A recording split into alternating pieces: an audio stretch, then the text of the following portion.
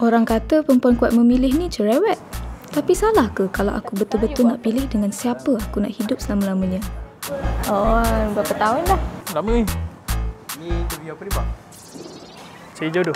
Turn me up, I like my money like I like Macam lambat je dia nak sampai. You sekejap tau. I nak settle dengan mamak ni. Mamak. Kau ni dah kenapa? Aku punya order mana? Lama sangat ni tak sampai-sampai lagi. Kau tak buat kerja Dah. Kau pergi buat kerja kau. Ha!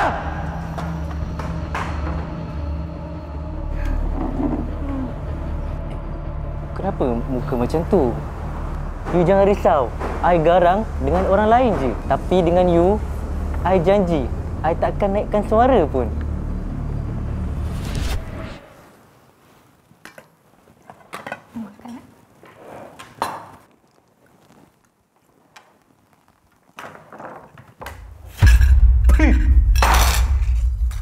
Kau ni tak reti masak ke apa, perempuan?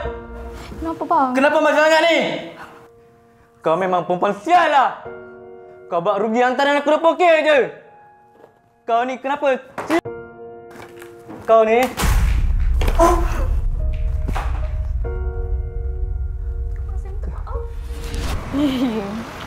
Next!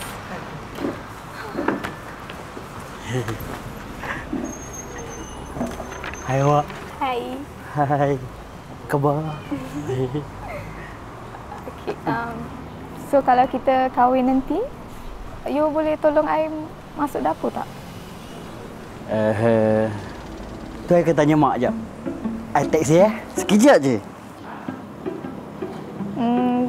Nanti kan kalau kita kahwin, kalau I tak nak kerja boleh tak? I pun kena tanya Maimam juga. Sekejap, I baru nak text yang soalan you tadi tu. Sekejap. Kalau macam I tak nak duduk serumah dengan family you rasa macam mana? Apa pendapat you? Itu pun kan, I kena tanya Maimam lah. Dia nak reply ni. I nampak dia typing. Kejap. Macam pala jawab.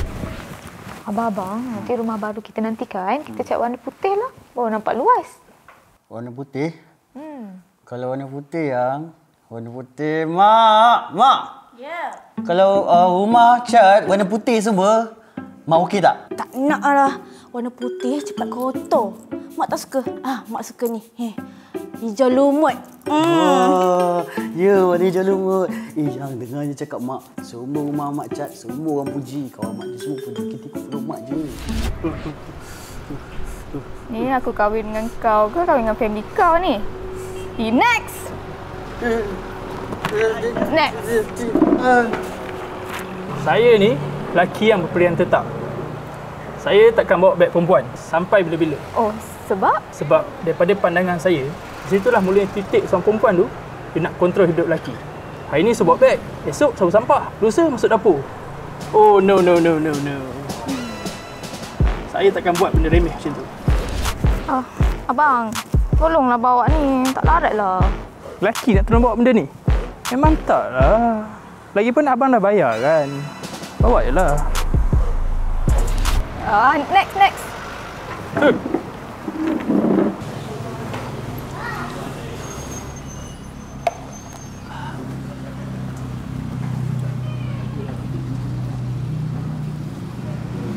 Bang, tak payah. Saya tolonglah, bang.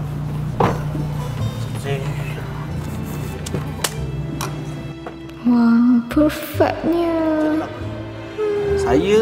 Biar saya ambil order, abang pergi buat masak, okey? Wah, sempurna Abang ni. pun nak bekerja kan? Sekaknya. Saya ambil order. Bagi saya teh ais satu, okey? Lepas tu Macam ni lah lelaki idaman I. dengan Finally, lelaki perfect macam ni wujud juga rupanya. nah. Awak tahu? Masakan pula saya tak tahu apa awak suka. Saya ni jenis observant awak. Kalau saya serius betul-betul awak, semua benda kecil pun saya ambil tahu. Saya tahu. Awak suka warna hijau kan? Tak. Maksud saya biru kan? Tak juga. Merah? Tak. Sebenarnya saya teka warna yang awak tak suka. Oh. Finally, ada juga lelaki yang perfect macam ni.